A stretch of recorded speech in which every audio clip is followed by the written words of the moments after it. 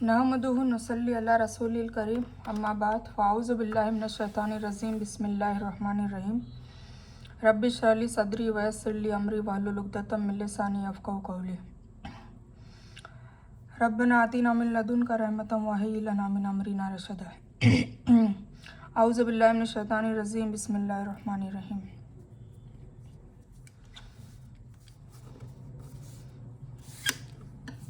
आज अल्हम्दुलिल्लाह रमज़ान का सेकंड जुम्मा है। आप सभी को जुम्मा मुबारक हो। और रमज़ान का 11वां रोज़ा है और मतलब दूसरा अशरा भी शुरू हो चुका है। और हमारे वर्कशॉप का अल्हम्दुलिल्लाह 14th डे है, ठीक है, 14वां दिन है। तो आज की हमारी जो सेकंड अशरा जैसे कि स्टार्ट हो गया, मैंने बताया था आपको कि सेकंड अशरे की तस्बीह अलग है क्योंकि ये 10-10 अशरे हैं। 1 से 10 रोज़े का जो एक अशरा है वो रहमत का था, तो हमने रहमत की दुआ मांगी थी, रब्बिक फिर वरहम वंता खैरुर रहीमिन, ठीक है, या अल्लाह हमें माफ़ कर और हम पे रहमत नाजिल करा जैसा कि तू रहमान है। तो वो वाली दुआ थी, वो हमने 10 दिन पढ़ी अल्हम्दुलिल्लाह। अब सेकंड असरे की तस्बीह हम मगफ़िरत का असरा है इसलिए मगफ़िरत वाली मांगेंगे क्योंकि ये असरा क्या है, मगफ़िरत का है, माफ़ी मांगने का असरा है। पूरे 11 महीने में जो भी भूल चूक से जाने अनजाने में सगीरा कबीरा छिपे हुए ऐलानिया या जानबूझकर या अनजाने में जो भी हमारे से गुनाह हो चुके हैं वो सब की बख्शिश करवाने का ये असरा स्टार्ट हो गया है, ठीक है। और जब तक हम हमारे गुनाहों की माफ़ी नहीं करवाएंगे तब तक हमारी दुआएं कबूल नहीं होगी, हमारी मुश्किलात हमारी परेशानियां दूर नहीं होगी, हमारी लाइफ में सुकून नहीं आएगा। तो गुनाहों की बख्शिश बहुत ज़रूरी है, वरना कई बार दुआ कबूल होने में हमारे गुनाह ही आड़े आ रहे होते हैं, ठीक है। तो उसकी जो सेकंड अशरे की जो तस्बीह है वो है अस्तगफिरुल्लाह रब्बी मिन कुल्ली ज़म्बी व अतूबु इलैहि, ठीक है। इसका मतलब है मैं अपने गुनाहों की माफ़ी मांगता हूँ अल्लाह से जो मेरा रब है और मैं उसी की तरफ रुजू करता हूँ, ठीक है। तो ये इसका मतलब है। अब दुरूद इब्राहिम है, मैं मतलब इस बार तस्बीह में 2 ही दे रही हूँ, एक ये पढ़नी है आपको कसरत से और दुरूद इब्राहिम क्योंकि जुम्मा है तो हमें ये ज़्यादा से ज़्यादा पढ़नी है। एटलीस्ट 10 तस्बीह तो आप फिनिश करें, मतलब 1000 बार पढ़ें आप, ठीक है ना। दुरूद इब्राहिम पढ़नी है क्योंकि यही अफजल है। आज की हदीस है अलैकुम बिस्सिद्क, मतलब हमेशा सच बात कहो, ठीक है ना। सच का बहुत बताया मैंने, पहले वीडियो में भी आपको बताया कि सच का ऑपोजिट क्या होता है, झूठ। और झूठ सबसे सबसे सबसे कबीरा गुनाह है, ठीक है ना। अगर झूठ हमारी लाइफ से निकल गया तो इंशाल्लाह दूसरे छोटे मोटे गुनाह अपने आप निकल जाते हैं। जैसे कि मैंने एक इंसान का जिक्र किया था, हुजूर पाक सल्लल्लाहु अलैहि वसल्लम के पास आए थे और उन्होंने कहा कि मैं जीना भी करता हूँ, मैं हरामखोरी भी करता हूँ और मैं झूठ भी बोलता हूँ, मैं सारे गुनाह करता हूँ, तो मैं इसमें से एक छोड़ सकता हूँ, आप जो बताओ बता दो। तो उन्होंने कहा सच छोड़ दो। तो उन्होंने बोला मैं तो सोच रहा था आप जीना का बोलोगे या सूद का बोलोगे, आप तो सच का झूठ का बोल रहे हैं कि झूठ छोड़ दो, सच बोलना स्टार्ट कर दो, तो ये तो सबसे छोटा गुनाह है। तो हुजूर पाक से सबने कहा कि नहीं तुम सच बोलना स्टार्ट कर दो। फिर वो कुछ दिन बाद आया तो उसने हुजूर पाक से के सामने रुजू किया कि या हुजूर सल्लल्लाहु अलैहि वसल्लम, मेरे सच बोलने से सारे दूसरे भी गुनाह मेरे से दूर हो गए। तो सच बोलना सबसे बड़ा मतलब सबसे बड़ा सवाब है, उसी के ऑपोजिट झूठ बोलना सबसे बड़ा गुनाह है। तो हमेशा सच बात कहो, ठीक है ना, सच बात कहनी है। अब कुछ लोग क्या होता है कि लोगों को खुश करने के लिए जो मुनाफिकीन की निशानी बताई गई है, हम जैसे कि कुरान का जब इंशाल्लाह हम तर्जुमा स्टार्ट करेंगे तब उसमें 3 कैटेगरी के लोग बताएं और पूरी दुनिया में वो 3 कैटेगरी के लोग ही है और थे, है और रहेंगे। मतलब 3 कैटेगरी के अलावा चौथी कैटेगरी होती नहीं है इंसानों की, फितरत की, नेचर की, बिहेवियर की, ओके। तो सबसे पहली फितरत बताई है मुत्तकीन, तकवे वाले। तकवे वाले वो हैं जिनको असली हिदायत मिलती है अल्लाह ताला की तरफ से, ठीक है। दूसरा ये कि वो लोग अल्लाह से डरते हैं और अल्लाह के हुक्म की फरमाबरदारी करते हैं, और कोई भी ऐसा काम जो वो पहले करते थे और उन्हें पता चलता है कि नहीं ये तो मैं गलत कर रहा था और सवाब सोच के कर रहा था, और उन्हें जैसे ही हदीस और कुरान से दलील मिल जाती है और वो गलत कर रहे तो वो तुरंत छोड़ देते हैं। तो ये तो हो गए तकवे वाले, और उन्हीं के लिए अल्लाह ताला ने कहा है कि उन्हें ना कोई डर होगा ना खौफ होगा क़यामत के दिन, और उनको जन्नत मिलेगी और इंशाल्लाह जहन्नम की आग से बचेंगे और कब्र का अजाब भी उन्हें नहीं मिलेगा, ठीक है। तो ये उनकी सिफत बताई है, उनकी तारीफ़ बताई है। इंशाल्लाह जब कुरान पढ़ेंगे तब बार बार ये आएगा, ठीक है। तो एक तो वो लोग हैं। दूसरे वो लोग हैं मुनाफिकीन, जिनके दिल में निफाक है। ये सबसे डेंजर सबसे ख़तरनाक लोग हैं, ठीक है। और इनकी सज़ा भी अल्लाह ताला ने 7वीं जहन्नम में डाली है, जो मैंने आपको बताई थी कि 7वीं जहन्नम है जो बहुत ही ख़तरनाक, और उसमें बहुत ही आग का जो दबदबा होगा वो भी बहुत ज़्यादा शदीद होगा, उसकी गर्मी भी शदीद होगी, और उसके जो अजाब होंगे वो भी शदीद तर होंगे। तो वो मुनाफिकों के लिए बनाई गई है। ठीक है, तो मुनाफिक कौन लोग होंगे? जो दिल में कुछ और ज़ुबान पे कुछ, है ना। आपके घर परिवार में भी ऐसे लोग मिल जाएंगे, आपके रिश्तेदारों में मिल जाएंगे, आपके पड़ोस में मिल जाएंगे। तारीख में भी ऐसे लोग बहुत थे, मतलब हिस्ट्री में बहुत थे, और फ्यूचर में भी बहुत आएंगे। क़यामत तक लोग ऐसे ऐसे लोग आते रहेंगे। तो मुनाफिक लोगों की क्या निशानी है कि उनके दिल में कुछ होता है और ज़ुबान पे कुछ होता है। हुजूर पाक सल्लल्लाहु अलैहि वसल्लम के ज़माने में जो यहूदी थे वो मुनाफिक थे, और कुछ मुसलमान मतलब बन गए थे, तो वो मुनाफिक थे। मतलब वो अपने ग्रुप में जाके क्या कहते थे कि हम तो इनसे मजाक कर रहे हैं और इनकी बातें लेने के लिए हम इनके पास जाते हैं, जबकि हमने ईमान कबूल नहीं करा, नाउज़ुबिल्लाह। मतलब वो मुसलमान सही में नहीं हुए थे, बस वो उनकी खबरें लेने के लिए हुजूर पाक सल्लल्लाहु अलैहि वसल्लम की मतलब क्या जंग में तैयारी कर रहे हैं क्या है, और इसके अलावा वो अपने आप को अच्छा साबित करने के लिए वो बताते थे कि भाई हम तो ईमान लिया है। पर हुजूर पाक सल्लल्लाहु अलैहि वसल्लम के पास तो वही आती थी ना, उन्हें पता था कि कौन मुनाफिक है कौन मुत्तकी है, उन्हें सब पता था, पर वो नहीं बोलते थे। और कई बार, एक दो बार उन्होंने कहा भी कि अगर मैं चाहूँ तो तुम लोगों में से कौन मुनाफिक हो उसको इशारा करके बाहर निकाल सकता हूँ। ठीक है।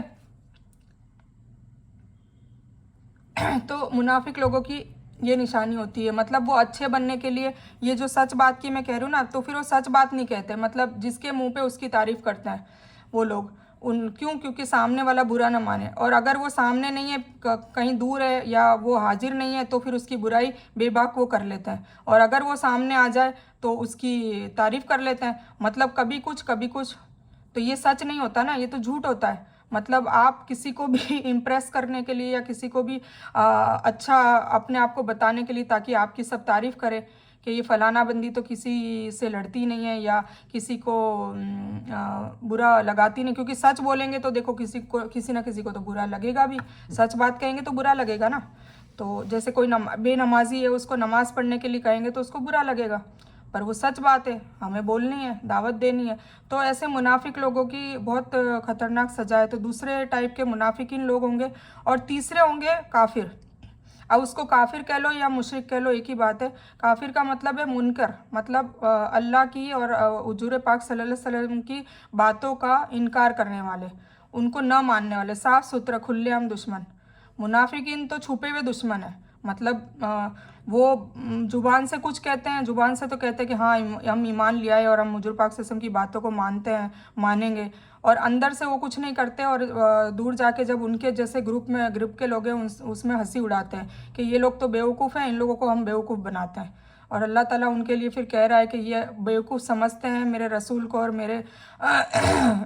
मेरे बंदों को जो मुत्तकी है, पर हकीकत में ये अपने आप को बेवकूफ़ बना रहे हैं। जब क़यामत आएगी तब इन्हें पता चल जाएगा कि कौन बेवकूफ़ बना था और कौन नहीं। तो ये वाली बात कही है। और मुशरिक वो खुलेआम करते हैं, मतलब खुलेआम बोलते हैं कि भाई हम तुम्हारे दीन को नहीं मानते। जैसे अबू जहल था, अबू लहब था, ये दोनों हुजूर पाक सल्लल्लाहु अलैहि वसल्लम के चचा थे। तो ये दोनों खुलेआम कहते थे कि हम नाउज़ुबिल्लाह तेरे अल्लाह को हम नहीं मानेंगे, खुलेआम कहते थे। और लास्ट डे तक हुजूर पाक सल्लल्लाहु अलैहि वसल्लम ने बहुत इनको मतलब बताने की कोशिश करी कि अल्लाह के तरफ रुजू कर लो और अल्लाह को मान लो, पर मुस्लिम बन जाओ, पर ये लोग नहीं बने। तो ये इस कैटेगरी में आते काफिर, मतलब खुले दुश्मन। तो आपको समझ आ ही गया होगा। तो सच बात कहो, जो भी सच बात है ना वो कहना है। बस ये है कि उसका कहने की एक हिकमत होती है, उसको अच्छे अंदाज से कहें, उसको बुरा ना लगे इस हिसाब से कहें, और सच भी कह दें, है ना। जैसे कोई नमाजी है, उसको ऐसे सबके सामने उसको जलील ना करे, उसकी इज्जत आबरू नीलाम ना करे। कुछ लोग ऐसे होते हैं जो इतने बेबाक होते हैं कि दूसरों के सामने इतना हंसी मजाक करने का तो बहुत बड़ा गुनाह बताया है, इस्लाम में मजाक है ही नहीं। पर उन लोगों की इतनी बदतरीन आदत होती है मजाक की कि वो बेइज्जती भी उड़ा देते हैं और फिर बाद में कह देते हैं मैं तो मजाक कर रहा था। तो उन लोगों को भी अपनी ज़ुबान का कंट्रोल करने की ज़रूरत है, अदरवाइज़ उनकी ज़ुबान ही उनको जहन्नम में ले जा सकती है। ठीक है।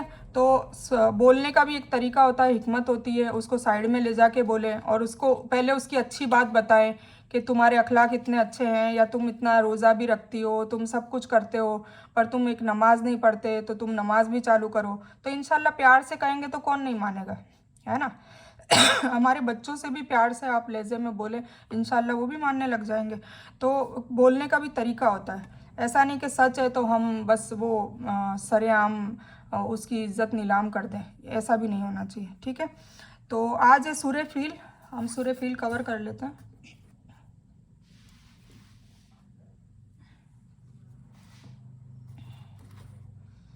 ये बाद में कवर करेंगे।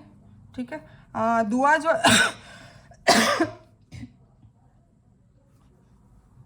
दुआ जो है वो ये है कि छींक आने पर कहें अल्हम्दुलिल्लाह। ठीक है ना, अगर आपको छींक आ रही है।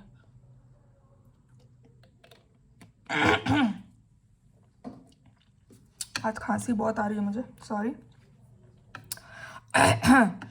छींक आती है, अगर छींक अपने को आती है तो अल्हम्दुलिल्लाह कहना है। ठीक है, आप सभी लोग बोलते ही होंगे, उसका मतलब है तमाम तारीफ़ और शुक्र अल्लाह के लिए। अब छींक का जैसे कि साइंस में साइंटिफिकली अपन सोचें तो छींक आने पर 1 लाख से ज़्यादा कीटाणु जो होते हैं, जम्स जो होते हैं, वो हमारी बॉडी से बाहर निकलता है। सोचिए, तो वो छींक हमारे लिए बेहतर होती है कि वो अगर नहीं आती है तो वो जम्स अंदर रह जाते हैं। तो छींक आने का भी अल्लाह ने एक मकसद दिया है कि छींक क्यों आती है, वो भी हमारे भले के लिए आती है। कोई भी काम, हिचकी आ रही है, छींक आ रही है, डकार आ रही है, तो ये सब चीज़ें हमारे लिए भले के लिए होती है। अल्लाह मतलब अल्लाह की मसलियत हम नहीं समझ सकते। ठीक है, तो साइंस के हवाले से मैं बताऊं तो छींक आने पर 1 लाख जैसे कीटाणु बाहर निकलते हैं। तो छींक आने के वक्त हो सकता है हमारी सांस भी बाहर निकल जाए, मतलब हो सकता है मौत भी हो जाए। तो हम छींक आने के बाद हम जिंदा भी रहते हैं। एक तो उसके लिए हम तारीफ़ करते हैं अल्लाह की और शुक्र हम अदा करते हैं, और एक इसलिए भी करते हैं कि हमारे जो जम्स से कीटाणु सारे बाहर गए तो हमारी बीमारियां नहीं होगी। ठीक है, तो इसीलिए हमें अल्हम्दुलिल्लाह कहने को कहा है, ये लॉजिक है, तो ये मैं बता रही हूँ। ठीक है, तो छींक आने पर क्या कहें, अल्हम्दुलिल्लाह, तमाम तारीफ़ें और शुक्र अल्लाह के लिए। ये बुखारी में, और हमेशा सच बात कहो, ये मुस्लिम शरीफ में। ठीक है, और छींकने वाले को यह जवाब दे, अगर आपके सामने कोई छींक रहा है बंदा, ठीक है, अगर वो लड़का हो या मतलब मेल वर्जन, जो मेल हो, उसके लिए आपको जवाब क्या देना, या रहमकुल्ला। ठीक है, या रहमकल्ला, ये बोल सकते हैं। और अगर वो फीमेल है, चाहे औरत हो, लड़की हो, कोई हो, तो या रहमकिल्ला। ठीक है, कल्ला और किल्ला बस इसमें फ़र्क का है, बाकी ये सेम रहेगा। ठीक है, तो ये हमें जवाब देना है। अगर छींकने वाला छींक रहा है तो वो अल्हम्दुलिल्लाह कहेगा, और हम उसका जवाब देंगे या रहमकुल्ला और या रहमकिल्ला। ठीक है, अल्लाह तुम पर रहम करे, मतलब अल्लाह ने रहम करा ना कि आपकी जान नहीं निकाली, क्योंकि छींकने पे जान भी निकल सकती है, तो ये नहीं निकाली। तो ये हमने अल्लाह की हमने भी तारीफ़ करी और उसको दुआ दे दी। फिर छींकने वाला फिर ये दुआ करे, और फिर ये जब जवाब सुने तो वो छींकने वाला फिर से ये दुआ करेगा, यहदीकुमुल्लाहु व यस्लु बालकुम, अल्लाह तुम्हें हिदायत दे और तुम्हारे हाल की इस्लाह करे। ठीक है, फिर वो छींकने वाला दुआ करता है, क्यों, क्योंकि हमने दुआ करी ना कि अल्लाह तुम पर रहम करे, तो वो वापस हमारे लिए दुआ करता है कि अल्लाह तुम्हें हिदायत दे। और हिदायत से बड़ी दुआ क्या होगी, हिदायत मिलेगी तो जन्नत मिलेगी, हिदायत मिलेगी तो दोजख से निजात मिलेगी, हिदायत मिलेगी तो हमारी दुनिया सुधरेगी, हिदायत मिलेगी तो हमारी आखिरत सुधरेगी। हिदायत ही है, इसीलिए हिदायत हम सूरह फातिहा में मांगते हैं, अल्लाह से मांगते हैं ना, इहदिनस सिरातल मुस्तकीम, या अल्लाह ताला हमें हिदायत दे सीधे रास्ते की। हिदायत मतलब डायरेक्शन बता, सीधा रास्ता कौन सा है। और फिर सिरातल लजीना अनअमत अलैहिम, और उन लोगों का रास्ता बता जिनको तूने इनाम दे दिया, जन्नत। और उन लोगों का मत बताना जिनको तूने गाफिल और गुमराह कर दिया। ठीक है, जो मगदूब और दौलिन थे। मगदूब यहूदियों को कहा जाता है और दौलिन ईसाइयों को कहा जाता है। ठीक है, तो ये जब हम सूरह फातिहा की तफसीर पढ़ेंगे तब इंशाल्लाह इसको कवर करेंगे, आपको सही से समझ में आएगा। ठीक है, तो कहने का मतलब ये है कि हिदायत वाली जो दुआ है वो आप लोगों को भी कसरत से मांगनी चाहिए, या अल्लाह ताला हमें तौफीक दे, हिदायत दे, हिकमत दे, तो इंशाल्लाह फिर अल्लाह की किताब समझ में आएगी, दुआएं समझ में आएगी, अल्लाह के तरीके जो हुक्म है वो समझ में आएंगे, उसके अहकाम समझ में आएंगे, हुजूर पाक सल्लल्लाहु अलैहि वसल्लम की सुन्नतें जानने की हम फ़िक्र करेंगे, और हमारे में शिद्दत और जुनून आएगा। तो ये सारी चीज़ें जब हिदायत मिलती है, हिकमत मिलती है और तौफीक मिलती है, तभी हमसे हो पाती है। ठीक है, और दुआ जो आज की है वो अल्लाहुम्मा आफ़िनी फ़ी बदनी, अल्लाहुम्मा आफ़िनी फ़ी समी, अल्लाहुम्मा आफ़िनी फ़ी बसरी, ला इलाहा इल्ला अंत, मतलब या अल्लाह ताला आफ़ियत दे हमारे बदन में,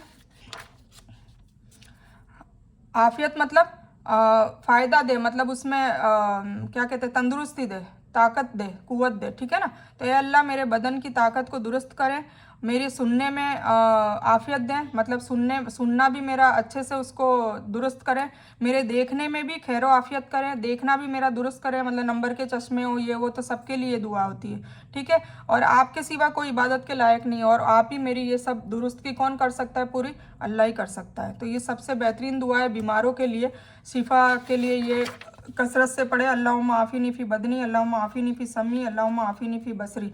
ये भी मॉर्निंग में जो अस्कार करते हैं ना, मॉर्निंग और इवनिंग में, मतलब फजर और असर के बाद, तो ये भी 3-3 बार पढ़ी जाती है, ठीक है। 3 बार फजर और असर के बाद, आफ्टर फजर और आफ्टर असर, कितनी बार, 3-3 बार। तो ये भी उस अस्कार में है शामिल, ठीक है। फिर आज सूरह कैफ को भी हम कवर करेंगे। पिछले जुम्मे को हमने असहाबे काफ की स्टोरी पढ़ी थी, और उसका जो मोरल ऑफ स्टोरी था, उसका जो सारांश था स्टोरी का, वो तौहीद निकला था कि सिर्फ़ और सिर्फ अल्लाह को मानना है, जैसे कि उन लोगों ने माना था, और वो यहाँ दुनिया में भी कामयाब हो गए हमेशा के लिए, और जन्नत में भी वो कामयाब हो गए, आखिरत में भी कामयाब हो गए। तो हमें भी तौहीद परस्त होना है, ताकि हम भी हमेशा हमेशा के लिए इंशाल्लाह कामयाब हों। और हमें अपने आप को भी टटोलना है कि हम तौहीद पे कितने खरे उतर रहे हैं, 100% है, 90% है, तौहीद हम पूरी कर रहे हैं कि नहीं कर रहे हैं, तो वो अपने आप को टटोले, ठीक है, और उसको दुरुस्त करने की कोशिश करें और अमल करने की कोशिश करें। उसके बाद है 2 आदमियों की स्टोरी। जैसे कि मैंने बताया था ना, सूर्य कैफ में 4 स्टोरीज है, हम हर सूर्य को ऐसे स्टोरी वाइज करेंगे इंशाल्लाह। तो जब कुरान का तर्जुमा स्टार्ट करेंगे ना वर्कशॉप नंबर 2 में, या हो सकता है 3 भी हो जाए, क्योंकि ये स्टोरीज़ ही बहुत सारी हो जाएगी। और मैं इसलिए स्टोरीज़ आपको बताना चाहती हूँ कि जब तक आप आपकी बॉन्डिंग कब होएगी, जब आपको स्टोरीज़ पहले पता होगी, इसका बैकग्राउंड पता होगा, ठीक है ना। तो बैकग्राउंड पता होगा, तब फिर आप जब तर्जुमा पढ़ेंगे ना, तब आपको अच्छे से उसको समझ में आएगा। क्योंकि कुरान शरीफ में क्या है, टुकड़े टुकड़ों में भी किस्से बयान करा है। जैसे मूसा अलैहिस्सलाम का किस्सा है, असा वाला जो किस्सा है, तूर पहाड़ का किस्सा है, और फिर बनी इसराइल और फिरौन के डूबने का किस्सा है, और फिरौन और मूसा अलैहिस्सलाम की जो गुफ्तगू उसका किस्सा है, वो सब अलग अलग सूरतों में आता है।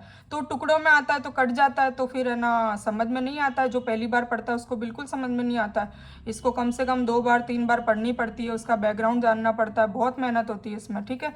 इसीलिए वो उलमा लोग कहते हैं ना कि गुमराह हो जाएंगे, पर गुमराह नहीं होते, गुमराह नहीं होते। हाँ ठीक है, कुछ बात हमें सीधी सीधी समझ में आ जाती है, और कुछ बातों के लिए हमें आलिमों की तफसीरें पढ़नी पड़ती है, बस इतना है। गुमराह नहीं होते, गुमराह तो मैं नहीं मानती, क्योंकि अल्लाह ताला इस किताब के लिए बार बार जब आप तर्जुमा पढ़ेंगे तो कहता है कि ये एक वाहिद किताब, ये अकेली किताब है जो तुम्हें हिदायत पे लाएगी। और गुमराही और हिदायत एक दूसरे के ऑपोजिट वर्ड है। गुमराह मतलब राह से गुम हो जाना, और हिदायत मतलब सीधी राह पे जाना, ठीक है। तो गुमराह कहाँ से होंगे, जबकि पहली लाइन बोल रही है सूरह बकर की, अलहम्दो के बाद जैसे ही हमने दुआ मांगी यहदीना सिरातल मुस्तकीम, या अल्लाह ताला हिदायत दे सीधे रास्ते की, और तुरंत सूरह बकर की पहली लाइन है अलिफ लाम मीम ज़ालिकल किताबु ला रैब फीह हुदल लिल मुत्तकीन। ये वही किताब है, ज़ालिका वही, किताबी किताब है, हुदल लिल मुत्तकीन, हुदल मतलब हिदायत देने आई है, मुत्तकीन तकवा वालों को, मुत्तकी लोगों को, जिनकी मैंने अभी आपको तारीफ बताई, उनका नेचर बताया। क्योंकि हिदायत भी उनको ही मिलेगी जो मुत्तकी होंगे, जो हकीकत में हिदायत पाना चाहते होंगे। और इस कुरान को खोलते ही नियत करेंगे ना कि या अल्लाह ताला ये कुरान आज से मैंने तो अभी ज़िंदगी में बहुत पढ़ी, अरबी में पढ़ी, बिना ट्रांसलेशन के पढ़ी, अब मैं ये किताब इसलिए खोल रही हूँ, इसलिए पढ़ रही हूँ क्योंकि तू मुझे सीधा और सच्चा रास्ता तू ही दिखाएगा। मुझे नहीं पता कौन सीधे रास्ते पे कौन नहीं है, अभी तो बहुत ज़्यादा फितने हो रहे, तो हम कंफ्यूज में हैं। तो इंशाल्लाह हिदायत मांगेंगे ना, तो ये जो हिदायत वाली दुआ कभी अल्लाह ताला उसको मतलब नाकबूल नहीं करता, हमेशा कबूल होती है। जिसने हिदायत के लिए किताब को खोला है और पढ़ने की कोशिश करी, उसको हिदायत मिली है, पक्की मिली है, ठीक है। तो इंशाल्लाह आप हिदायत की, क्योंकि ये जो वाहिद किताब है, मौजज़े वाली किताब है, ये चमत्कार वाली किताब है, ये ज़िंदा किताब है। सबसे बड़ी बात है ज़िंदा किताब है, अपने से बातें करती है। जब आप तर्जुमा सीख लोगे इंशाल्लाह, कुछ टाइम बाद आप 2-3 बार तर्जुमे से रवा हो जाओगे। आपको मतलब जब इमाम साहब अरबी पढ़ेंगे तो आपको एटलीस्ट स्टोरियाँ समझ में आ जाने लगेगी। जैसे इस सूरह काफ जब भी पढ़ी जाएगी, आपको 4 स्टोरी समझ में आने लग जाएगी। जैसे मूसा का नाम आएगा तो आपको ये भी पता चलेगा कि मूसा और खिज़र का किस्सा चल रहा है अभी। जुलकरनैन का नाम आएगा, याजूज माजूज का आएगा, तो आपको एटलीस्ट इतना तो पता चलेगा ना कि वो किस्सा अभी चल रहा है। फिर 2 आदमियों का होगा तो उसमें जन्नत और उसमें बाग का बात है, तो वो एटलीस्ट पता चल जाएगी। असाबे काफ में उनके काफ काफ का जिक्र है और कल्ब कुत्ते का जिक्र है, तो आपको मतलब एटलीस्ट आपको चलो तर्जुमा वर्ड टू वर्ड नहीं आ रहा होगा क्योंकि वो तो अलग लेवल का है, और इंशाल्लाह वो भी देखिए कोशिश करेंगे तो सब कुछ आसान है, ठीक है ना। तो अभी ये शुरुआत में इसीलिए ये अल्लाह ने मुझे देखो हिकमत दी है कि पहले स्टोरीज़ बताएं, तो स्टोरीज़ बताने के बाद आपको इंशाल्लाह मुझे ऐसी उम्मीद है कि आपको अच्छे से समझ में आएगा, ठीक है। तो जो वक्त लगता है ना सीखने में वो वक्त कम हो जाएगा, मतलब आपके कम टाइम में ज़्यादा आप नॉलेज ले पाएंगे, सीख पाएंगे, ठीक है। और आप इस तरीके से मैं आपको ये समझा रही हूँ कि आप अपने बच्चों को भी अभी से ही सिखा सकते हैं, मतलब मैं आपको समझा रही हूँ, आप बच्चों को समझाएं तो आपके इल्म में ज़्यादती होगी, आपका इल्म बढ़ेगा और आपका भी रवा हो जाएगा और प्रैक्टिस हो जाएगी और बच्चों को भी समझ में आने लग जाएगा। तो आप ये दोनों काम कर सकते हैं, ठीक है। तो अब मैं आपको 2 आदमियों की स्टोरी बताने जा रही हूँ। तो 2 आदमी की स्टोरी हम कुरान से ही तर्जुमा पढ़ेंगे, ठीक है। और ये स्टोरी के बाद फिर हम सलातुल तस्बीह के बारे में आज मैं बता देती हूँ आपको। जैसे कि आज जुम्मे का दिन है, पिछले जुम्मे को मैंने सलातुल तस्बीह नहीं बताई थी क्योंकि एकदम से ओवरलोड हो जाता, तो मैं आज बता देती हूँ कि सलातुल तस्बीह जो है ना वो कई हदीसों में इसका जिक्र आया है, और 4 रकात नफल की सलातुल तस्बीह की नियत भी से भी पढ़ते हैं और 2 रकात करके भी पढ़ते हैं। 2 रकात ज़्यादा अफजल है, पर 4 रकात भी पढ़ सकते हैं, ठीक है। पहले तो ये, और इसमें सुबहान अल्लाहि वल्हम्दुलिल्लाहि वला इलाहा इल्लल्लाहु वल्लाहु अकबर, ठीक है। अब ये वला इलाहा इल्लल्लाहु वल्लाहु अकबर, तो ये इल्लल्लाह, अब ये 4 कलिमात है, सुबहान अल्लाह, अल्हम्दुलिल्लाह, ला इलाहा इल्लल्लाह और अल्लाहु अकबर, ठीक है। अब ये चारों कलिमात का बहुत बहुत बहुत फ़ायदा बताया। सबसे बेहतरीन जिक्र, सबसे बेहतरीन कलिमा अल्लाह ताला को जो पसंद है वो ये है। इसीलिए हमारी नमाज़ों के बाद, फ़र्ज़ नमाज के बाद जो हम पढ़ते हैं 33 बार सुबहान अल्लाह, 33 बार अल्हम्दुलिल्लाह, 33 बार अल्लाहु अकबर, और फिर हम लास्ट में ला इलाहा इल्लल्लाह वहदहू ला शरीका लहू व अशहदु अन्ना मुहम्मदन अब्दुहु रसूलुहु, वो 100 कंप्लीट करने के लिए पढ़ते हैं। तो ये इसीलिए दिया है। अगर ये अफजल नहीं होता तो जो भी अफजल है, जैसे दुरूद इब्राहिम है वो दे दिया, अत्तहियात तो दे दिया, दुआए मासूरा दे दिया, सूरह फातिहा अलम दो कसरत से नमाज में पढ़ने को दे दी, सना दे दी, तो जो दिया है वो अफजल है, जो अल्लाह को पसंद है वो नमाजों में दे दिया ताकि वो रिपीट रिपीट रिपीट रिपीट होता रहे, ठीक है। तो इसको भी तस्बीह में दे दिया जो हमें पढ़नी पड़ती है हर नमाज के बाद। तो ये और ला इलाहा इल्लल्लाह का तो कोई मतलब, इसका तो कोई जोड़ ही नहीं है, क्योंकि सबसे बेहतरीन कलमा ये है क्योंकि अल्लाह की वहदानियत बताता है, और अल्लाह ने अपनी वहदानियत अपने एक यकता होने पर गवाह बनाने के लिए तो दुनिया को ईजाद किया था, इंसानों को बनाया था, तो इसका तो कोई जोड़ ही नहीं है। तो एक जगह और रिवायत में आता है कि हुजूर पाक सल्लल्लाहु अलैहि वसल्लम ने नमाज के बाद 25-25 मरतबा ये चारों पढ़ने को कहा है, तो 100 हो गया। और वैसे हम 33-33 मरतबा ये तीनों पढ़ते ही हैं, और चौथा कलमा पूरा करने के लिए 100 में ला इलाहा इल्लल्लाह वो हम चौथा कलमा पढ़ते हैं, ठीक है। तो ये पूरा कलमा इस तस्बीह में पढ़ा जाता है, ठीक है। और इसके बारे में ये कहा गया है, मैं आपको एक वीडियो सलातुल तस्बीह के बारे में अभी भेजूंगी, आप सुनना, तो उसमें डिटेल में बताया, मैं इतना सारा नहीं बता सकती, तो आप उसमें वीडियो में सुन लेना। थोड़ा सा बता रही हूँ कि ये 300 बार पढ़नी होती है, ठीक है। 4 रकात नफल सलातुल तस्बीह की नियत करें, हर रकात में 75 टाइम्स पढ़ना है, ठीक है। सना आउज़ो बिस्मिल्लाह, मतलब सना के बाद आउज़ो बिल्लाहि मिनश शैतानिर रजीम पढ़ेंगे, उसके बाद बिस्मिल्लाहिर रहमानिर रहीम पढ़ेंगे, उसके बाद सूरह फातिहा पढ़ते ही अपन अल्हम्दुलिल्लाह, वो सेम रहेगा, उसके बाद फिर अपन कोई भी सूरह पढ़ेंगे। फिर 15 टाइम्स क्या पढ़नी है, सुबहान अल्लाहि वल्हम्दुलिल्लाहि वला इलाहा इल्लल्लाहु वल्लाहु अकबर, ठीक है। सुबहान अल्लाहि वल्हम्दुलिल्लाहि वला इलाहा इल्लल्लाहु वल्लाहु अकबर, ये आपको पढ़नी है 15 बार। ये हो गया। 75 कैसे होगा मैं बताती हूँ, हर रकात में 75 पढ़ेंगे और 4 रकात पढ़ेंगे तो 300 बार हो गया, 75 × 4 300 बार हो गया, ठीक है। तो अब 75 कैसे होती है मैं गिनवाती हूँ आपको। पहले तो आपने सूरह फातिहा और जब पढ़ते हैं नियत करते ही तो 15 बार वो पढ़ ली, फिर रुकू में सुबहाना रब्बियल अजीम पढ़ा अपन ने 3 बार जो नॉर्मल पढ़ते ही हैं, उसके बाद आपने 10 बार और पढ़ ली, 15 और 10 25 हो गए। फिर खड़े हो, वापस खड़े होते तब हम क्या पढ़ते हैं, समी अल्लाहु लिमन हमीदा रब्बना लकल हम्द, तो तब फिर उसके बाद हमको 10 टाइम और पढ़नी है ये, ठीक है ना, तीसरा कलमा। फिर हम सजदे में जाते हैं तो सुबहान रब्बिल आला 3 बार कहते हैं, फिर हमें 10 बार पढ़नी है। फिर दोनों सजदों के बीच में जब हम बैठते हैं तो बैठकर हम क्या पढ़ते हैं, रब्बिक फिरली 2 बार पढ़ते हैं।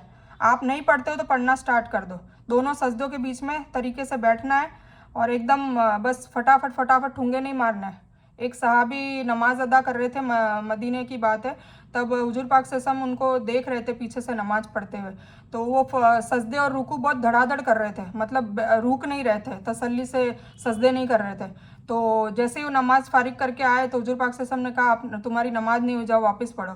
फिर उन्होंने यही करा, फिर वापस आए तो बोले कि तुम्हारी नमाज अदा नहीं हुई, वापस करो।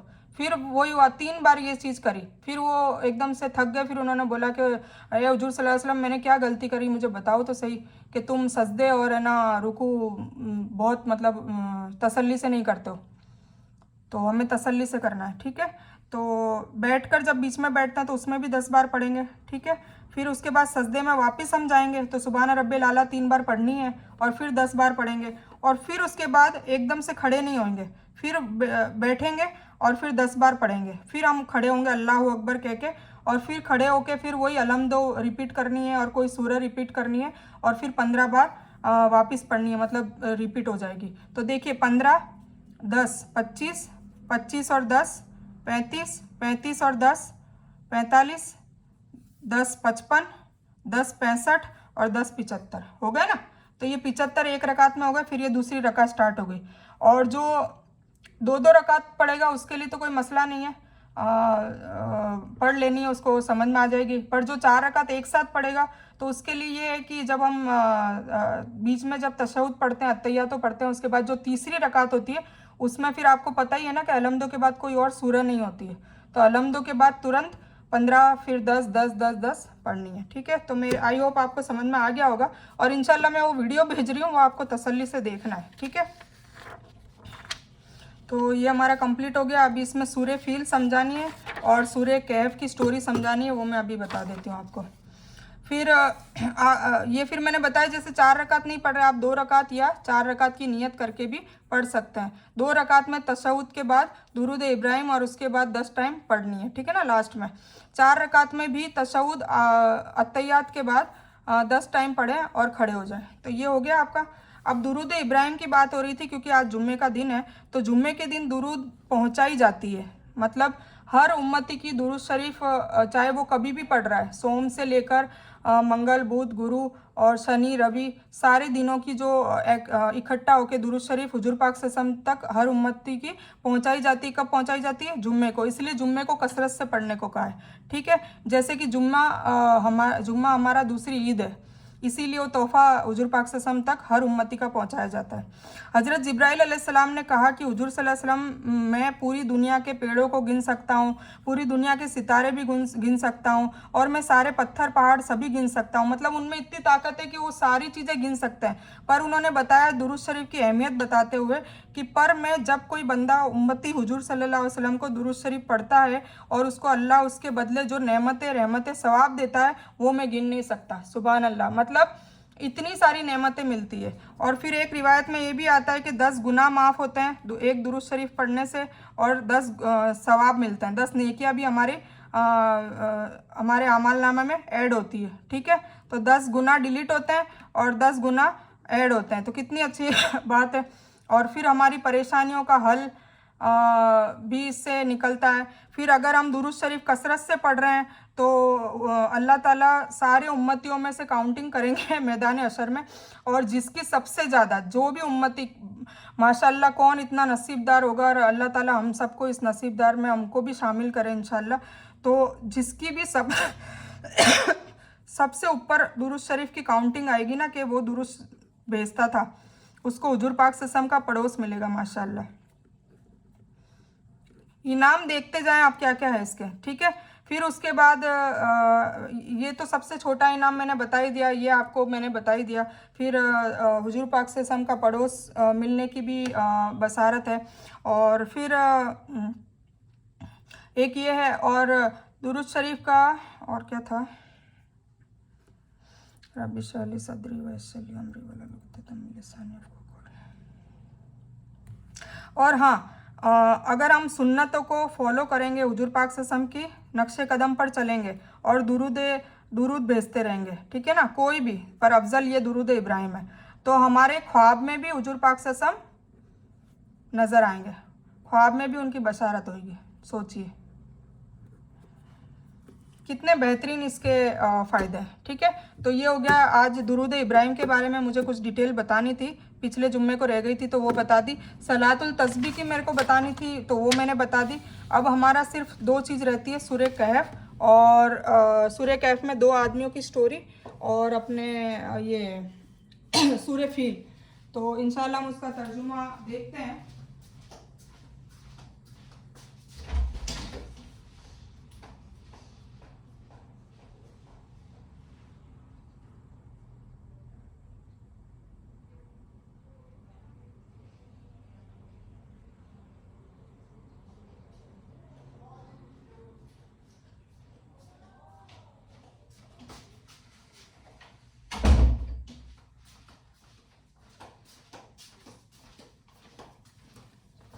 आउज़ुबिल्लाहिमिनश्शैतानिर्रजीम, बिस्मिल्लाहिर्रहमानिर्रहीम। जैसे कि हमने पिछली बार सूरह कैफ के बारे में पढ़ ही लिया है। असहाबे कैफ गुफा वाले लोगों की बात थी और उसमें तौहीद का जिक्र था। और कोई भी स्टोरी हमें अल्लाह ताला बता रहा है जो पुराने लोगों की, चाहे वो अच्छी हो, उन्होंने नेक अमल किए हो, या फिर वो बुरी हो और उनको सज़ा दी हो, तो वो हमारे सबक सीखने के लिए दी है, ताकि हम उससे सबक सीखें और हम वो गलती ना करें और जो अच्छे काम उन्होंने करे वो हम फॉलो करें। जैसे कि असहाबे कैफ तौहीद पे थी तो हमें तौहीद पे मुकम्मल रहना है। अब दूसरी स्टोरी शुरू हो रही है यहाँ से, औज़ुबिल्लाहिमिनश्शैतानिर्रजीम, बिस्मिल्लाहिर्रहमानिर्रहीम। और उन्हें उन दो इंसानों की मिसाल भी सुना दें जिसमें से एक को हमने दो बाग अंगूरों के दे रखे थे, जिन्हें खजूरों के पेड़ों से हमने घेर रखा था और दोनों के बीच खेती पैदा कर दी थी। दोनों बाग अपने फल बहुत लाए और उसमें कोई कमी न की, और हमने उन बागों के बीच नहर भी जारी कर रखी थी और इस तरह उसके पास फल थे। एक दिन उसने बातों ही बातों में अपने साथी से कहा कि मैं तुझसे ज़्यादा धनवान हूँ। आ गया ना घमंड, तकब्बुर। और इस स्टोरी का मोरल ऑफ स्टोरी क्या है, सारांश क्या है, तकब्बुर न करें, ठीक है। तो अल्लाह ऐसे सज़ा देता है, तो ये बताया देखो, तो तुझसे मैं ज़्यादा धनवान हूँ और जत्ते में भी ज़्यादा इज्जत वाला हूँ। मतलब मेरे बाग में ज़्यादा फल फ्रूट भी हो गए और मैं इज्जत, क्योंकि जिसके पास पैसे होते हैं दुनिया में ज़्यादा इज्जत उसी की होती है, ज़्यादातर लोग इज्जत उन्हीं की करते हैं, ठीक है। तो ये प्रैक्टिकल बात है। तो और यह अपने बाग में गया और था अपनी जान पर जुल्म करने वाला। मतलब इसने अब अपनी जान पर जुल्म कर दिया, ये बोलते ही बड़े बोल दिए, अभी अल्लाह की नज़रों में आ गया, क्योंकि अल्लाह ताला राई के दाने के बराबर भी घमंड नहीं पसंद करता है, ठीक है ना। तो ये तो बहुत बड़ी बात इसने बोल दी। कहने लगा कि मैं विचार नहीं कर सकता कि किसी वक्त भी यह बर्बाद हो जाए।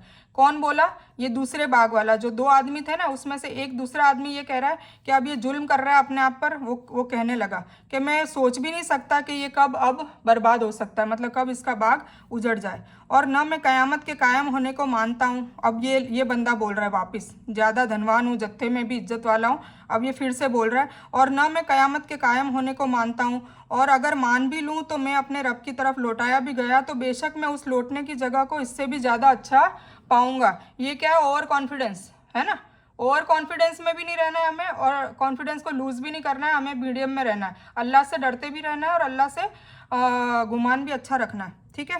तो अभी ओवर कॉन्फिडेंस में चला गया कि मतलब यहाँ भी मैं तुझसे आगे हूँ और मैं क़यामत को तो वैसे मानता नहीं हूँ कि क़यामत कभी होगी, ये कह रहा है। और अगर मान भी लूँ तो मैं अगर अपने रब के पास लौटाया भी गया तो बेशक वो मुझे इससे भी ज़्यादा देगा, ठीक है, ये बोल रहा है उसको। उसके साथी ने उससे बातें करते हुए कहा कि क्या तू उस माबूद को नहीं मानता है। अब ये बंदा बोल रहा है जो अच्छा है, ठीक है। क्या तू उस माबूद को मतलब अल्लाह को नहीं मानता है जिसने तुझे मिट्टी से पैदा किया, फिर मनी से, फिर तुझे पूरा इंसान बना दिया, है ना। मिट्टी से पैदा किया ना आदम अलैहिस्सलाम को, फिर उनकी मनी से हम पैदा हुए, ठीक है, स्पर्म से। जो साइंस के स्टूडेंट हैं उनको पता चलता होगा, स्पर्म और ओवम मिलके जाइगोट बनता है और जाइगोट से फिर एक इंसान बनता है। धीरे धीरे वो 9 महीने ग्रो करता है अपनी माँ की कोख में, फिर वो बाहर आके पैदा होता है, फिर वो धीरे धीरे जवानी पे आता है, फिर बूढ़ा होता है, फिर मर जाता है। तो ये उसकी कहानी होती है। तो अल्लाह ताला ने वो कह रहा है कि तुझे क्या मिट्टी से पैदा किया, फिर मनी से, फिर तुझे पूरा इंसान बना दिया, पुरुष बना दिया, लेकिन मैं तो अकीदा रखता हूँ कि वही अल्लाह मेरा रब है। ये कह रहा है जो अच्छा वाला है कि मैं तो यही मानता हूँ कि अल्लाह मेरा रब है और मैं अपने रब के साथ किसी को भी साझीदार नहीं बनाऊँगा, ठीक है। जिस तरह चार दीवारी से हिफाजत की जाती है उसी तरह इन बागों की चारों तरफ खजूर के पेड़ थे जो बाड़े और चार दीवारी का काम करते थे। मतलब उसको ये और कॉन्फिडेंस था कि खजूर के जो पेड़ों की जो बाड़ कर रखी है ना, उससे उसको कोई भी नुकसान होने वाला नहीं है। और तूने अपने बाग में जाते वक्त क्यों नहीं कहा कि अल्लाह का चाहा होने वाला है? मतलब इसने माशाअल्लाह नहीं कहा, ठीक है। उसने क्या बोला, ये देखा ना, ला हौला वाला कुव्वता इल्ला बिल्ला और माशाअल्लाह। तो तूने ये माशाअल्लाह क्यों नहीं कहा? क्योंकि कोई भी अच्छी चीज़ उस पर माशाअल्लाह नहीं कहेंगे तो उस पर नज़र लगेगी और उसको उजड़ने में चंद मिनट लगते हैं। तो हमेशा कोई भी अच्छी चीज़ देखे तो माशाअल्लाह कहें, ठीक है। तो और तूने अपने बाग में जाते वक्त ये क्यों नहीं कहा कि अल्लाह का चाहा होने वाला है, कोई ताकत नहीं किंतु अल्लाह की मदद से, मतलब ला हौला वला कुव्वता इल्ला बिल्ला। तो अगर तू मुझे माल और औलाद में कम देख रहा है, मतलब तू इतना क्या घमंड कर रहा है? अगर तू मतलब तेरे माल से मेरे पास कम माल है या तेरी औलाद से मेरे पास कम औलाद है, तो तू इतना और क्यों बोल रहा है? मतलब इतना घमंड क्यों कर रहा है? वो आदमी इसको समझा रहा है। लेकिन बहुत मुमकिन है कि मेरा रब मुझे तेरे इस बाग से भी अच्छा अता कर दे और इस पर आकाशीय मुसीबत भेज दे तो यह चटियल और फिसलने वाला मैदान बन जाए।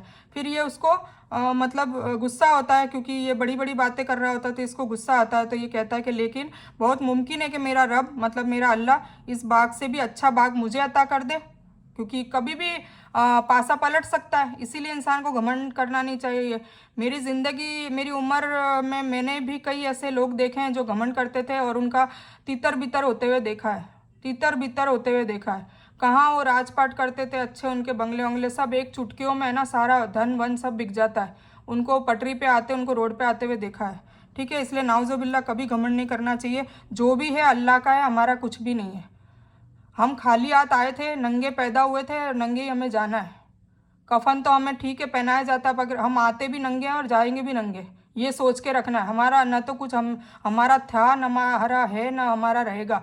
हाँ, सिर्फ एक चीज़ हमारी जाएगी, हमारे अमाल, हमारे अखलाक, हमारे अकवाल। जो हुजूर पाक सल्लल्लाहु अलैहि वसल्लम की सुन्नतों पे हम चलेंगे और इस किताब को हम मानेंगे। हमारे अल्लाह की किताब है, इसमें अल्लाह का हुक्म है, तो वतिउल्लाह वतिउर रसूल करेंगे तब जाके हमारी नैया पार है, ठीक है। तो ये समझने वाली बात है।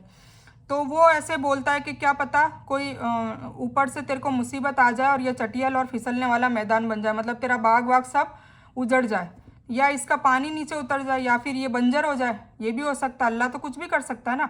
और तेरे वश में ही ना रहे कि तू उसे ढूंढ लाए, और तेरे वश में नहीं रहे कि तू पानी वापस ढूंढ लाए।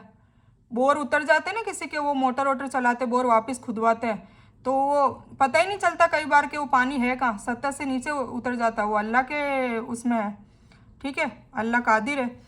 और इसके सारे फल घेर लिए गए। फिर वह अपने इस खर्च पर जो उसने उस पर किया था अपने हाथ मलने लगा, और वह बाग छप्पर सहित औंधा पड़ा था। और वह इंसान कह रहा था कि हाय, मैं अपने रब के साथ किसी को भी साजी न बनाता। आ गया ना। और अल्लाह ने वैसा ही करा जैसा उसके मुंह से निकल गया। इसीलिए किसी गरीब की हाय नहीं लेनी है, क्योंकि उसके मुंह से जो निकलता अल्लाह कबूल कर देता कई बार। और उसी वजह से जो अमीर लोग होते हैं, जो घमंड करते हैं, तो वो उनका नस्ते नाबूद हो जाता है, क्योंकि वो गरीब की हाय ले लेते हैं। तो इस बंदे ने भी जो बोला वो अल्लाह ने कर दिखाया। इसने कहा ना कि बहुत मुमकिन है कि तेरे बाग से भी मेरा बाग अच्छा अता कर दे, और इसे आकाशीय मुसीबत कोई भेज दे, कोई आंधी तूफान, और ये चटियल और फिसलने वाला मैदान बन जाए। तो यही हुआ, इसके सारे फल घेर लिए गए, सब हो गया, सब फना फातिया। फिर अपने इस खर्च पर जो उसने उस पर किया था, उसने जो खर्चा किया था वो भी उसको नहीं मिला। मतलब प्रॉफिट तो दूर की बात है, जो खर्चा बीज के जो लगाया था, पानी का खर्चा, बिजली का खर्चा, वो भी उसको नहीं मिला। और वो अपने हाथ मलते रह गया, और वह बाग छप्पर सहित औंधा पड़ गया। मतलब वो जो पेड़ वेड़ उसकी जो उसने बाउंड्री बनाई थी जो मजबूत थी, खजूर वजूर के कितने पेड़ मजबूत होते हैं, सब वो चटियल मैदान कर दिया अल्लाह ताला ने। अल्लाह के कुदरत में तो सब कुछ है, वो चाहे तो कुछ भी कर सकता है। तो वह इंसान कह रहा था कि हाय, मैंने अपने रब के साथ किसी को भी साजी न बनाता। फिर उसने बाद में अफसोस करा जब उसको सबक मिला। अल्लाह ताला, इसीलिए कहा जाता है कि अगर हमारे घर में, हमारे ज़िंदगी में कोई परेशानी आती है, या तो अल्लाह ताला हमें करीब करने के लिए करता है, तो वो हमारे लिए इम्तिहान होते हैं, और या फिर हमारे लिए अजाब भी होता है कि वो हमारी ही करतूतों का फल होता है, जो हम बेहोशी की हालत में करते रहते हैं, और उसे हम गुनाह तक नहीं समझते हैं। गुनाह समझेंगे तो हम नहीं करेंगे ना, उसको गुनाह तक नहीं समझते और हम करते रहते हैं। और कई बार तो गुनाह तो दूर की बात है, उस गुनाह को सवाब समझ के और कर रहे होते हैं, उसको बिदात कहता है। तो हमें ये सब चीज़ें सीखने की ज़रूरत है, इसको अमल करने की ज़रूरत है, और ऑथेंटिक हदीस से सीखने की ज़रूरत है, कहानी वाली किताबों में से नहीं, ठीक है। अल्लाह की किताब और हुजूर पाक सल्लल्लाहु अलैहि वसल्लम की हदीस और उनकी सुन्नतों से लेने की ज़रूरत है। तो फिर वो हाथ मलने रह गया और अफसोस करता रह गया। उसके हक में कोई भी जमात ना उठी और उसके साथ कोई और भी नहीं था, ठीक है ना। मतलब अल्लाह चाहे तो, अल्लाह किसी का बिगाड़ना चाहे तो कोई उसकी मदद नहीं कर सकता, और अल्लाह किसी का सुधारना चाहे, किसी को नेमत दे तो कोई उसका कुछ बिगाड़ नहीं सकता। ये अल्लाह ने बताना चाहे, ठीक है। उसके हक में कोई भी जमात ना उठी कि अल्लाह से कोई उसका बचाव करती, कोई बचा नहीं सका उसके बाग को, बगीचे को, और ना वो खुद ही बदला लेने वाला बन सका और ना वो खुद बचा सका, ठीक है। अल्लाह के एहसानों का शुक्रिया अदा करने का तरीका बताते हुए कहा है कि बाग में दाखिल होते वक्त गर्व और घमंड को जाहिर करने के बजाय यह कहा होता कि माशा अल्लाह ला हौला वला कुव्वता इल्ला बिल्ला। अपने पास कोई भी अच्छी चीज़ हो या अपनी औलाद में टैलेंट हो तो अपनी औलाद का भी किसी को जिक्र करें या तारीफ़ करें तो माशा अल्लाह व बारक अल्लाह फ़ी कहें या माशा अल्लाह ला हौला वला कुव्वता इल्ला बिल्ला कहें। मतलब अल्लाह ने जो चाहा वो दे दिया, अच्छा दिया बुरा दिया, अल्लाह ने चाहा वो दे दिया, और अल्लाह के सिवा ना तो कोई अच्छा कर सकता है ना कोई बुरा कर सकता है। यानी जो कुछ होता है अल्लाह की मर्जी से होता है, वह चाहे तो उसे बाकी रखे और चाहे तो उसका नाश कर दे। इसीलिए हदीस में आता है कि जिसको किसी का माल, औलाद या हालत अच्छी लगे तो उसे माशा अल्लाह ला हौला वला कुव्वता इल्ला बिल्ला पढ़ना चाहिए। ये तफसीर इब्ने कसीर माखुज मुस्नद अबू याला चैप्टर में, ठीक है। या दरमियान में जो नहर है जो बाग की हरियाली और पैदावार का सबब है, इसके पानी को इतनी गहराई में कर दे कि इससे पानी निकालना ही नामुमकिन हो जाए। ये उस आदमी का जो कह रहा है ना कि पानी नीचे उतर जाए, तो ये बताया जाए कि जो नहर से तुम ये बाग बगीचे की मतलब पानी से ही होता है ना, सारा खेती बाड़ी किससे होती है, पानी से होती है। तो ये पानी अगर सुखा दे तो फिर खेती बाड़ी किससे करोगे? सिर्फ धूप से तो होती नहीं है, धूप भी चाहिए, पानी भी चाहिए, हवा भी चाहिए, सब चीज़ चाहिए। तो ये उसी की मतलब तफसीर बता रहे कि पानी निकालना ही नामुमकिन हो जाए। जहाँ पानी ज़्यादा गहराई में चला जाए तो फिर वहाँ बड़ी बड़ी ताकतवर मोटरें या मशीनें भी पानी ऊपर खींच लाने में नाकाम रहती है, ठीक है। यहीं से साबित है कि अधिकार उसी अल्लाह ताला के हक के लिए है, वह बदला अता करने और नतीजे के एतबार से बहुत ही बेहतर है। और उनके लिए दुनियावी ज़िंदगी की मिसाल भी बयान कर, जैसे पानी जिसे हम आकाश से उतारते हैं उससे धरती की पैदावार मिली जुली होती है, फिर आखिर में वह चूर हो जाती है जिसे हवाएं उड़ाए लिए फिरती है, और अल्लाह ताला हर चीज़ पर कुदरत रखता है। मतलब उसने इतनी बड़ी बात कह दी, जबकि पानी भी तो ऊपर से कुदरत से आ रहा है ना। पानी नहीं आता तो उसके बाग बगीचे कैसे फलते हैं और फिर वो मालदार कैसे होता। और माल और औलाद तो दुनियावी ज़िंदगी की जीनत है, लेकिन बाकी रहने वाली नेकी तेरे रब के नज़दीक बदला के लिए तथा मुस्तकबिल की अच्छी उम्मीद के लिए बहुत बेहतर है। आगे ना मतलब हमारे आमाल है वही बाकी रहने वाला है, बाकी सब माल, औलाद, फितरत, शोहरत, सारी चीज़ें, घर बार, गाड़ी, बंगला, सब कुछ फना फातिया होने वाला है।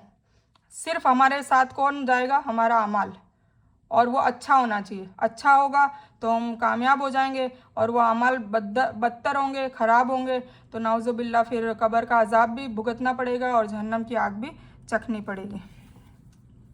इस आयत में दुनिया की हमेशा तब्दीली और अस्थिरता को खेती की एक मिसाल के जरिए वाजे किया गया है ना। खेती का एग्जाम्पल क्यों दिया है? क्योंकि खेती में क्या होता है, कभी भी किसान को कॉन्फिडेंस नहीं होता है।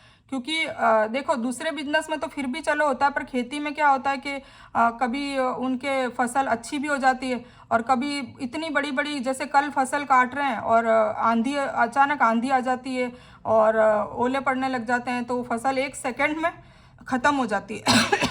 और एक दिन बाद उसको, किसान को एक दिन बाद ये उम्मीद होती है कि चलो अब मैं फसल काटूंगा और इसको बेचूंगा तो पैसे आएंगे। तो ये मतलब हमें हर आराइश को खेती का ही एग्जाम्पल लेके समझना है, ये बताया अल्लाह ताला ने, इसीलिए खेती का एग्जाम्पल दिया, ठीक है। खेती में लगे हुए पौधों और पेड़ पर जब आकाश से बारिश होती है तो पानी पाकर खेती लहलहा जाती है और पौधे और पेड़ नई जिंदगी से खुश हो जाते हैं। लेकिन फिर एक वक्त आता है कि खेती सूख जाती है, पानी न मिलने के सबब या फसल पक जाने के सबब, तो फिर हवाएं उसको उड़ाए फिरती है ना। मतलब वही पानी उसको ख़राब भी कर सकता है, और अगर मतलब वो हर चीज़ लिमिट में होनी चाहिए ना, लिमिट में पानी आएगा, लिमिट में बारिश होएगी, हल्की फुल्की होएगी तो फिर वो खेती अच्छी सी हो जाती है। और अगर मूसलाधार पानी बारिश है या आंधी है, तूफान है, तो फिर वही खेती उजड़ जाती है, ठीक है। तो हवा का एक झोंका कभी दाईं तरफ कभी बाईं तरफ झुका देता है। दुनिया की ज़िंदगी भी हवा के एक झोंके यानी पानी के बुलबुले या खेती की तरह है, जो अपनी कुछ दिन की बहार दिखाकर तबाही के घाट उतर जाती है। और यह सारे काम उसी के हाथों से होते हैं। किसके? अल्लाह ताला के, जो एक है और हर चीज़ उसके अधीन है। सारी चीज़ उसके ताबे है, वही सईन कदीर है। ठीक है, अल्लाह ताला ने दुनिया की यह मिसाल कुरान मजीद में कई जगहों पर बयान किया है, जैसे सूरह यूनुस, सूरह जुमर, सूरह हदीद और दूसरी आयतों में। इसमें दुनिया के उन लालचियों का खंडन है, ठीक है ना, जो लालच करते हैं, कंजूस होते हैं, घमंड करते हैं, अपने पैसों को गरीबों पे नहीं खर्च करते, अल्लाह की राह में नहीं खर्च करते, ज़कात प्रॉपर नहीं निकालते, है ना। तो ये सारी चीज़ें, भूखों को खाना नहीं खिलाते, कई चीज़ें इसमें आ रखी है। तो और अपने सबका हक नहीं देते, सारी चीज़ें इसमें आ गई। तो जो दुनिया के माल, सामान, कबीला, परिवार और औलाद पर घमंड करते हैं, अल्लाह ताला ने फरमाया कि फ़ानी संसार की ये चीज़ें वक्ती जीनत है, आखिरत में ये चीज़ें कुछ काम नहीं आएगी। इसलिए इससे आगे फरमाया कि आखिरत में काम आने वाले आमाल तो वह हैं जो बाकी रहने वाले हैं। ठीक है ना, मतलब हमारे साथ कौन आएंगे, हमारे आमाल। तो सभी लोगों को हम जमा करेंगे, उनमें से किसी को बाकी न छोड़ेंगे, और सबके सब तेरे रब के सामने कितारों में हाजिर किए जाएंगे। ये मैदान हशर का बयान है। बेशक तुम हमारे सामने उसी तरह आए जिस तरह हमने तुम्हें पहली बार पैदा किया था, मतलब सब नंगे होंगे। मैदान हशर में कोई भी कपड़ों में नहीं होगा, सब नंगे होंगे। तो अल्लाह क्या कह रहा है कि जैसे हमने तुम्हें पैदा किया था, नंगा पैदा किया था, वैसे ही तुम मैदान हशर में भी नंगे आए हो। तो उसी तरह आए हो जिस तरह हमने तुम्हें पहली बार पैदा किया था। लेकिन तुम तो इसी भ्रम में रहे कि हम कभी तुम्हारे लिए कोई वादे का दिन मुकर्रर नहीं करेंगे। तुम इसी भ्रम में रहे, तभी तो तुम गुनाह करते रहे ना। हम गुनाह कब करेंगे, जब हमें ये यकीन नहीं होगा। और यकीन वाले कौन है, ईमान वाले। ईमान वाले कौन है, मोमिन। जिसको यकीन होगा कि आखिरत है, जन्नत है, दोजक है, वो कभी गुनाह नहीं करेगा। और अगर वो गुनाह कर रहा है तो इसका मतलब उसका यकीन कच्चा है, पक्का यकीन नहीं है ना। तो दोनों नाव पे सवार नहीं हो सकते। ठीक है, और आमाल नामा आगे में रख दिए जाएंगे। फिर तू देखेगा कि गुनहगार उससे लेख से डर रहे होंगे और कह रहे होंगे कि हाय हमारा नाश, यह कैसा लेख है जिसने कोई छोटा बड़ा बिना घेरे नहीं छोड़ा, और जो कुछ उन्होंने किया था सब कुछ मौजूद पाएंगे, और तेरा रब किसी पर जुल्म और नाइंसाफ़ी नहीं करेगा। मतलब वो अमालनामा उनके हाथ में दिया जाएगा और पूरी वीडियो, पूरी पिक्चर बता दी जाएगी। ठीक है ना, फिर वो गुमान करते रहेंगे, हम लोग देखते रहेंगे कि या अल्लाह, तूने तो कोई भी छोटी बड़ी कोई भी चीज़ तूने मतलब इसमें बाकी नहीं रही, सब कुछ तूने तो पिक्चर दिखा दी एज इट इज़।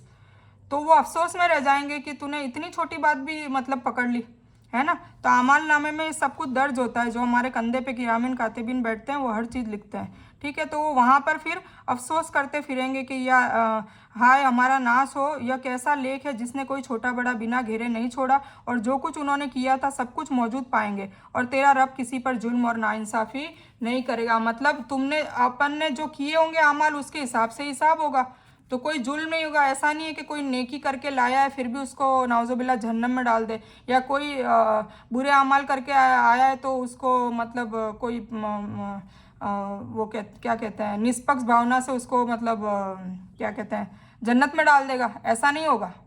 इसीलिए ये जो कहते हैं ना कि पीर साहब और जो बोलते हैं कि सिफारिश करेंगे, तो कोई किसी की सिफारिश नहीं होगी वहाँ। सब अपने अपने अमाल अपनी अपनी नफसी कर रहे होंगे। ठीक है ना। हुजूर पाक से हम शफात ज़रूर करेंगे, ये है, पर ये भी अल्लाह की मर्ज़ी से जिसको शफात करनी होगी उनको ही करने देंगे। और इसमें भी ये कुरान जो कलाम पाक को जो पढ़ते नहीं है ना तर्जुमे के साथ, क्योंकि हम अरबी नहीं है तो हमें तर्जुमा पढ़ना है तो ही इसका हक अदा होगा ना। इसका हक कब अदा होगा? कुछ लोग कहते हैं नहीं नहीं अरबी में पढ़ लो बहुत है इसका, नहीं, इसका हक तब अदा होगा जब हम इसको अपनी लैंग्वेज में समझेंगे। अरबी लोगों के लिए अरबी पढ़ना काफ़ी है, हमारे लिए तो हमारी लैंग्वेज में पढ़ेंगे तब हम अल्लाह ताला का हुक्म समझेंगे, तब उसको फॉलो करेंगे ना। नहीं तो फिर हम आलिमों की सुनी सुनाई बातों पे ही रहेंगे। अब आलिम लोग क्या सही बोल रहे हैं क्या गलत बोल रहे हैं, ज़रूरी थोड़ा ना हर चीज़ सही बोल रहे हैं, हमें खुद उसको देखना पड़ेगा, है ना। तो ये समझने वाली बात है। तो मैं ये कह रही थी कि शफात है ना हुजूर पाक से हम करेंगे तब भी ये कलाम है ना, कई लोगों को जैसे हुजूर पाक से हम सजदे में, ये आता है रिवायतों में कि सजदे में होंगे रोएंगे, कि और भी अभी मुसलमान हैं जिनको मैं निकालना चाहता हूँ दोजक में से, लास्ट में निकालने को कहा जाएगा ना शफात में, तो वो दोजक में भून रहे होंगे, तब अल्लाह ताला क्या कहेगा कि वो सजदे में गिर जाएंगे कि अभी और निकालने, अभी तो और बाकी है अंदर। तो बोले मेरा कलाम रोक रहा है, रसूलुल्लाह सल्लल्लाहु अलैहि वसल्लम को क्या कहेंगे अल्लाह ताला, मेरा कलाम रोक रहा है। कौन? ये कुरान पाक रोकेगा। क्यों? क्योंकि वो कहेंगे, अल्लाह ताला को कहेगा कि इसने मेरी बेहुरमती करी, इसने मुझे पढ़ा नहीं, जुल्तानों में रखा था, सिर्फ अरबी पढ़ता था, इसने ना मुझे हिंदी में पढ़ा, ना उसमें समझने की कोशिश करी, ना तेरा हुक्म पालने की कोई कोशिश करी, कोई जद्दोजहद नहीं करी, हिदायत पाने के लिए कभी इसने मुझे नहीं पकड़ा।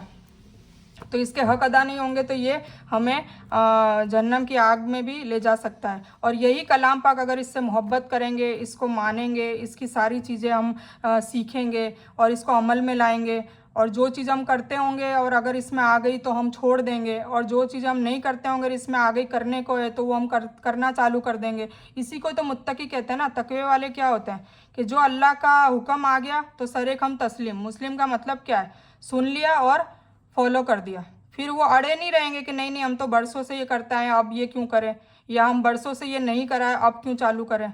ये नहीं होता। कुरान में आ गया, हदीस में आ गया, सही हदीस से साबित हो गया, फिर हमें वो चालू कर देना काम। ठीक है, तो यही कलाम फिर हमारी शफात भी करेगा, हमें बचाएगा भी इंशाल्लाह। कब्र में भी ये नौजवान की शक्ल में, खूबसूरत शक्ल में आ जाएगा। कब्र में अंधेरी रात में सोचें उजाला का नूर आएगा और कुरान आ जाएगा कि ये मुझे बहुत प्यार से रखता था, पढ़ता था, ये मुझे बहुत मोहब्बत से मतलब हिदायत के लिए ये सुनता था। तो उसके कब्र में भी ये कुरान आएगा।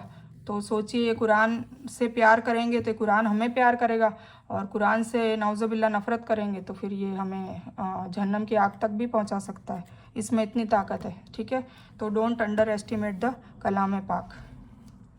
और जब हमने फरिश्तों को हुक्म दिया कि आदम के आगे सजदा करो तो इब्लिस के सिवाय सबने सजदा किया, यह जिन्नों में से था। ठीक है, इसकी है ना, मैंने स्टोरी में जो 4 स्टोरी है उसमें ये नहीं लिया है क्योंकि इसका थोड़ा सा ही जिक्र है। ठीक है, तो ये हम नेक्स्ट टाइम कवर करेंगे। ठीक है, जब अगली कहानी में बताऊंगी ना, मूसा अलैहिस्सलाम की कहानी है, फिर उसके बाद जुल्करनैन की कहानी है। ठीक है, तो मैं तब बताऊंगी। तो बस ये अभी हमारी ये जो स्टोरी है उसमें main moral of the story क्या थी कि हमें तकब्बुर नहीं करना है। ठीक है, और कोई भी अच्छी चीज़ देखे तो माशाअल्लाह ला हौला वला कुव्वता इल्ला बिल्लाह बोलना है।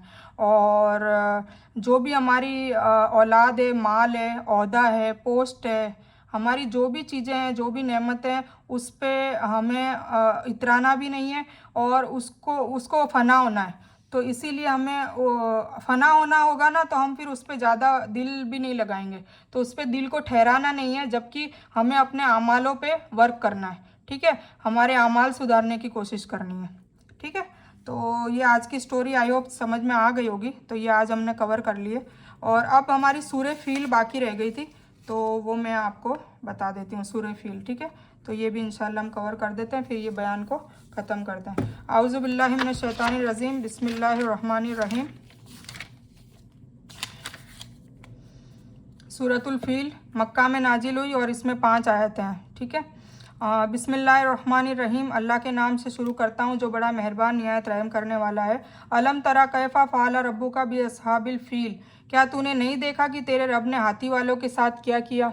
ठीक है, अब ये इसकी पूरी स्टोरी है, और मैं अभी आपको इसके साथ एक वीडियो भेज रही हूँ, वो स्टोरी आप उसमें देख लेना। एक अब्राहा नाम का राजा था, उसने नाउज़ुबिल्लाह मक्का को, मतलब अल्लाह का घर है ना मक्का, जो जन्नत में से आया है, तो मक्का अल्लाह का घर है, इसीलिए हम हज करने वहाँ जाते हैं और तवाफ़ करते हैं अल्लाह के घर का।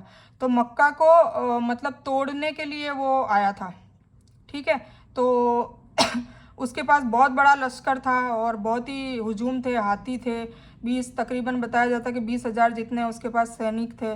तो ऐसा भी लग रहा था कि वो तोड़ेगा, पर अल्लाह ने कैसी मदद करी मुसलमानों की वो आपको बताया जा रहा है। मतलब अल्लाह ताला कुछ भी कर सकता है, ऐप गैप से मदद करना चाहे तो कुछ भी कर सकता है। ठीक है, तो अब क्या बताया कि क्या तूने नहीं देखा कि तेरे रब ने हाथी वालों के साथ क्या किया। ठीक है, हाथी वाले कौन, अब्राहा का लश्कर।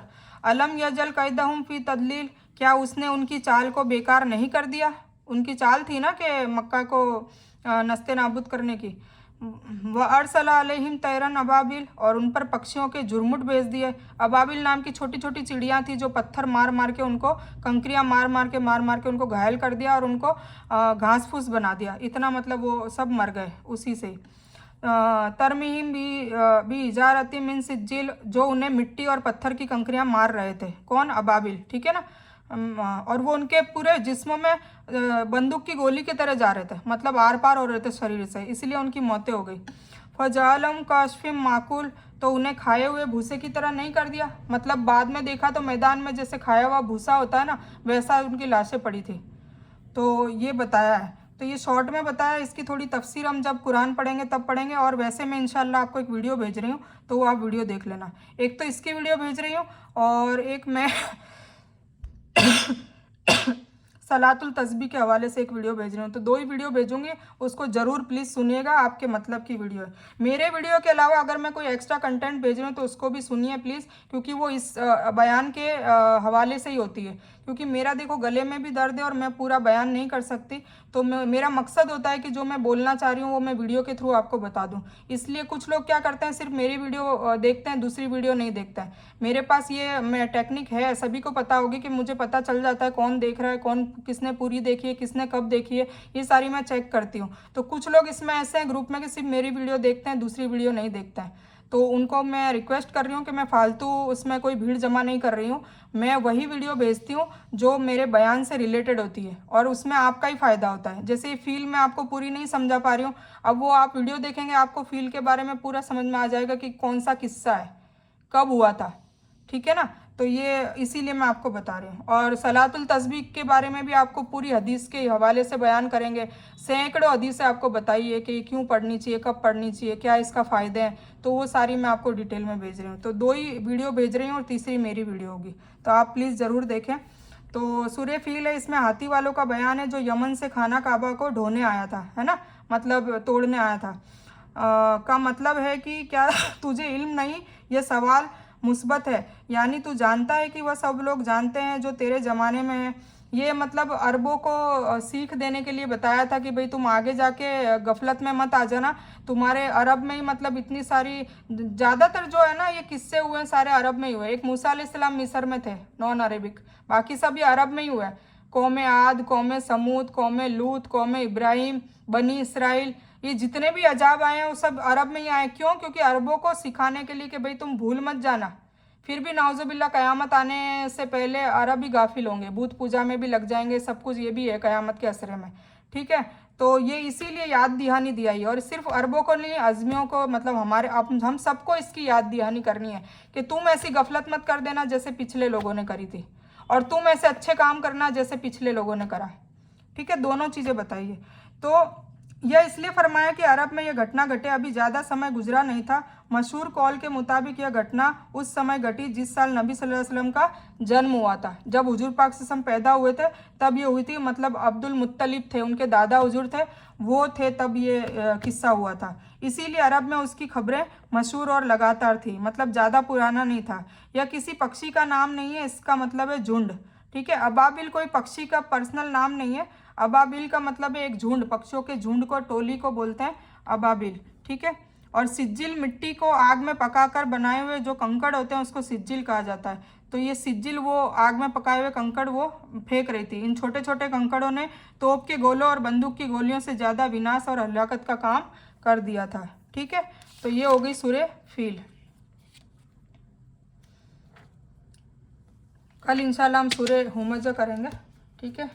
तो अल्हम्दुलिल्लाह आज हमारा तकरीबन सब कुछ हो चुका है।